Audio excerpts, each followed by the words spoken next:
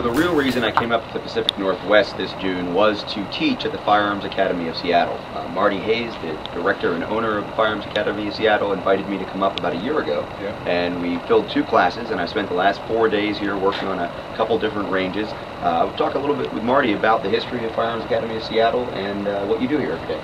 Well, we started the school back in 1990, and then we decided to move out of the Seattle area 2 hours south and build a very large, complex shooting school.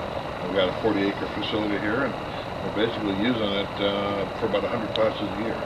And what's the average class here? Obviously, you've got me here the last few days. I know you have Masad Ayub coming in, Ken Hackathorn.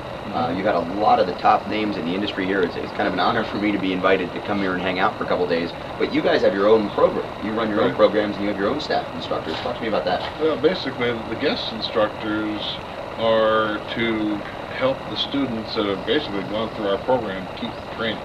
And so we've got, about a dozen different classes, and students will grab onto our program and they'll start going through the different classes step by step. But at some point, we believe they should seek outside training, and what better way than to just keep them coming back to our school and get that outside training for you and Masad and Ken and when Jim Schroeder was alive and many of the other top trainers.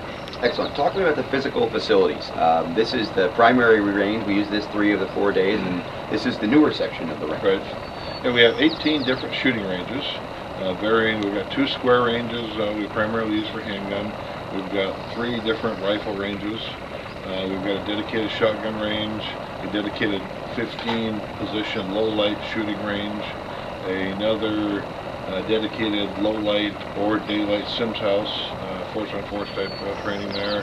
We have a regular live-fire 360-degree shoot house, and some more specialty bays, like we've got a steel bay. We've got what we call our combat course, kind of almost like a jungle walk, and 2 or 3 other multi-purpose bays where you can pretty much set up and anything you want. Moving targets, you've got poppers, reactive targets, 2 classrooms. One great large classroom. I think we had about 20-some people in there the other day, and then you've got a smaller classroom, both with audio-visual support. Outstanding facility. How does someone go about getting involved? Where do they start with Firearms Academy of Seattle? It depends on their training level. If they've had some training level, then we recommend they start at our defensive handgun class, which even if you have some of those skills down, I doubt if you've got all the skills that we teach even in defensive handgunning, moving targets, low-light shooting without flashlights, and sort of stuff. If you have no training, then start our handgun safety seminar, which is a bargain, a 6-hour course for $50, and then just pick and choose where you want to go there. Well, I can't let this little mini interview end without having you mention your big new project that I'm also a supporter of, and of course it's headquartered here also, and that's the Armed Citizens Legal Defense Network. Right. Now, thanks for bringing that up. A couple of years ago, I decided that we needed to change the paradigm where armed citizens learn and understand how to use deadly force. And so I've started this Armed Citizens Legal Defense Network for 2 reasons. One is to help educate a lot of people, thousands of people, hopefully someday hundreds of thousands of people. But then also, the armed citizen needs a legal support team in place if they get into a shooting. And we have armed citizens who are being wrongfully prosecuted or sued for a legitimate act of self-defense.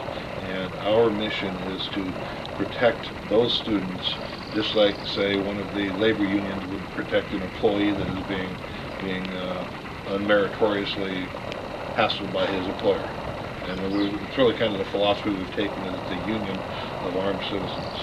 That's great. Well, I am really glad that the Armed Citizens Legal Defense Network is around, not only to provide that support and provide that network for people to find lawyers in their areas and get educated, but it also helps me as an instructor. I think there are about 100 affiliated instructors now. Yeah, over 100 now. And what it lets us do is sort of take some of that responsibility for educating our students, not just how to use the firearm, but when to use the firearm, and I think really importantly, how to articulate why they need to use the firearm afterwards. And the network is allowing us to kind of pass some of that off to them. Marty's done the research. Of course, you have a Juris Doctorate, Juris JD, and not passed the bar, not practicing law, but incredibly educated on this topic. And the team he's put together, the advisory board, lets me as a firearms instructor sort of say, hey, go to these guys. They're the experts. So Firearms Academy of Seattle, come out here and train if you get the chance. I hope I'll be back next year running some more courses, combat focused shooting, maybe some advanced pistol handling. Awesome facility, Marty. Thank you very much. Yeah, thanks for coming out.